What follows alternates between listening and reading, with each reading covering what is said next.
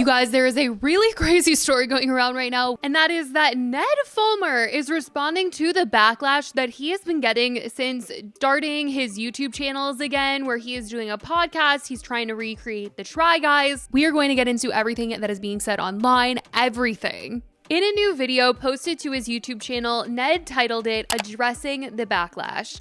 He said that he's heard a lot of what people had to say following his podcast episode with his wife Ariel, and he wanted to share his thoughts and more about his experience, as he says that video was really centered around Ariel and her view of the whole cheating scandal, and he said that there was a lot that they wanted to keep private, but he was going to touch on some things in this video, especially stuff regarding him. He explains that for them, it felt like the only way to move forward from this situation was to address it, which is why they sat down and did that podcast together. And he says that it was Ariel's idea to do that episode together and that she is a stakeholder in his new ventures. As has been reported in interviews, launching the podcast with a conversation with Ariel was Ariel's idea. She's a stakeholder in the Rock Bottom podcast and this new channel, and she wants it to be successful. So that was part of the reason why, in terms of having that conversation, we did it together rather than on any other platform.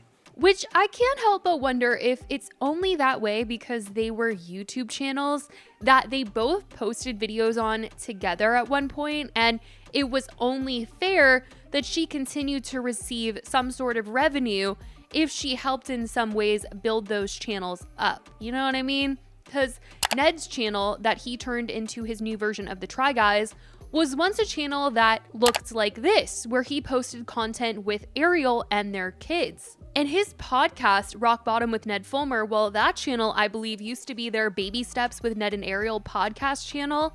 He's currently using their RSS feed from that podcast to do his new podcast, as when you click on the old link to listen to the Baby Steps podcast, it's rebranded as Rock Bottom with Ned. So yeah, like, no wonder she's a stakeholder in these projects of his. I wonder if that would be the case if he was starting up these ventures on a fresh channel, if she would want a part in them. But he's certainly painting it like she wants to be a stakeholder and not so much that it might just be that way out of fairness. Anyway, in this video, he seemed to try and say that the clips going around from his first episode with Ariel don't do the full episode justice and that it wasn't what it seemed.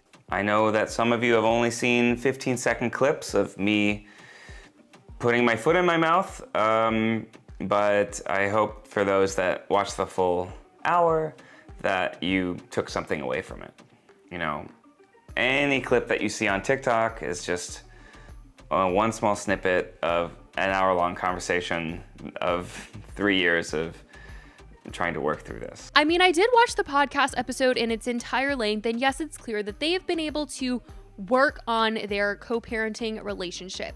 But Ariel is still very hurt and not forgiving of Ned, and everyone very much understands why, and I think people are just confused as to why he would even want to come back online after all of this mess.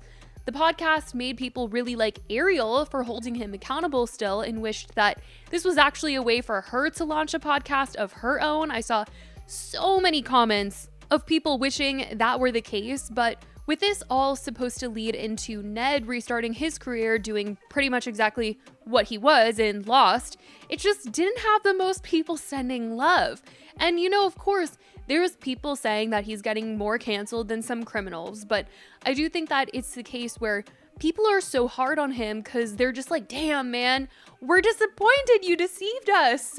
And you lost everything that you seem to want to do now, and it's hard to watch. Like, you had the Try Guys, and now you want to do it alone. You had this sweet family, and you wanted to be known outside of that. Like, he has openly talked about in that episode with Ariel how family stuff did well for him, and then producers leaned into this family side of him, and he didn't like being put in this box. In my own work, it's like the things that consistently drew people in were adorable family posts or talking about my wife, and then producers lean into that and like craft situations for me, and I don't know, over time I felt super pigeonholed and just like I had to fulfill this one like quadrant in a foursome to just be this like, you know, kind of caricature.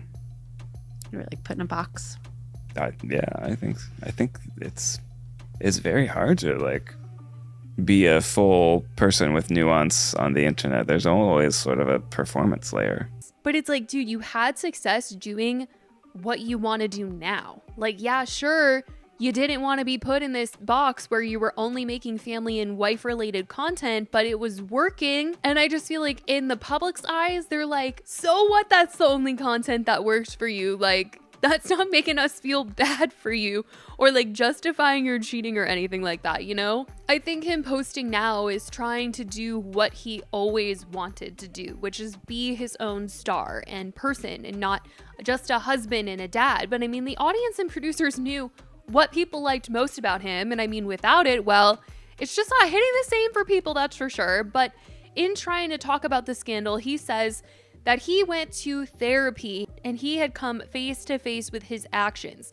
And I think this is him trying to prove to people, you know, I did take accountability for what I did, because a lot of people were saying in that episode with Ariel that he wasn't taking accountability, he wasn't owning up to his actions. So I feel like this video was kind of him defending himself, like, I did the work, I put the work in. So it let me face the truth and acknowledge in no uncertain terms that I cheated on my wife with an employee of my business, and it caused her immense pain and shattered our marriage, and also caused a lot of pain to a lot of other people. Those were my selfish actions and my choices. From there, I sought to understand the patterns of behavior that led to this. I did work with internal family systems and parts work, started in the 12-step program, and continued to understand why I had done what I did, what the underlying issues were, and what it was that I was running from when I chose to do that selfish and self-destructive behavior. He later gets into more of what happened following the cheating scandal, and there's something so sterile about this whole video. You know, like, I'm not trying to like totally rip into Ned, but there's something about him like reading off a teleprompter or something that I feel like gets him like more hate. And I'm sure the only reason why he's doing that is because he's legally watching his words. He's also probably approved what he's saying with Ariel and run it by her, so he doesn't want to like go outside of that. But because the video just feels so formal, so professional, I feel like people aren't connecting. They just don't feel like it's very real or genuine. I get why it might have to be that way, but him talking about post-cheating scandal and him giving Ariel a list of disclosures and agreeing to a lie detector test and him also talking about it with like no emotion, like the whole thing feels like an HR video that he is making to try and prove that he's not like this very evil person so that he can go back to like making the videos that he was making. In terms of my relationship with Ariel, it started as a therapeutic separation, and then from there I prepared a disclosure document that answered all of her questions and volunteered for a lie detector test to then, in a therapeutic setting, convey that information to her so that we could build something new on the same page of knowing exactly everything that happened. He's claiming people who only see a clip or so don't understand what has happened in the last couple of years with him and Ariel. And I do think that most people get that him and Ariel sitting down together is a big deal, that they have been able to get to a point where they are cordial with each other and can sit down and record that podcast. But I think a lot of things that people were just really asking were just kind of like, you know, why would you want to subject yourself to being in the public eye again? Because I think to the audience, they're like, you know, you didn't just betray Ariel, but you kind of betrayed your audience as well, because we viewed you a certain way and then all of a sudden you were not that way. Like, we don't really know you. And while you've been working on your relationship with Ariel in private, the audience is still kind of in the same place. But it does seem that he understands people will be thinking what they want about him, and it's just a result of his actions. I understand that if you, a viewer, is watching this for the first time or just sees this 15-second clip on TikTok, you don't understand everything that has led us to this point. And I know that it'll take time. And if you want to just judge me off of one clip of me talking about society, which obviously was not the best response to that situation. You know, you are welcome to do that. I know that people have a choice when it comes to what they watch and what they consume. And if people don't want to continue engaging with me on the internet, then that's a consequence of my actions and something that I have accepted. And in the end, he says that he really believes in the mission of his Rock Bottom podcast, and he also addresses why his content looks so similar to the Try Guys and says that it's just what he loves making. And I was actually pretty shocked to hear him even say the words the Try Guys, because I, for some reason, thought maybe he wasn't even legally allowed to say those words.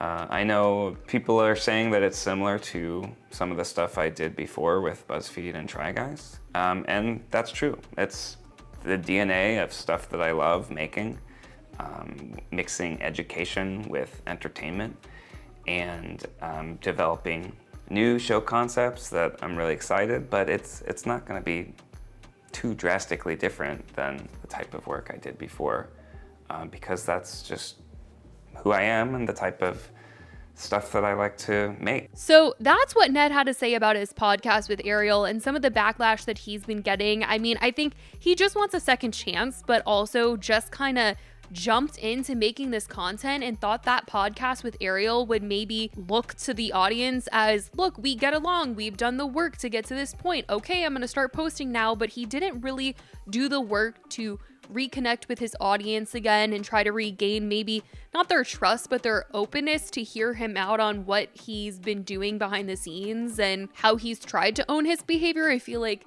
he just thought that podcast was going to be enough for people to be like, oh, okay, if he can sit down with Ariel, like, we could watch his content. But that is just not the case. So I don't know if Ned really did that here, but he's clearly wanting some people to just give him a shot.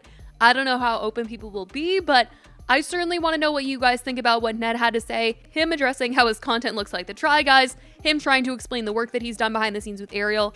Let me know what you guys think in the comments. I love you guys so much, and I will talk to you in the next video. Bye, guys.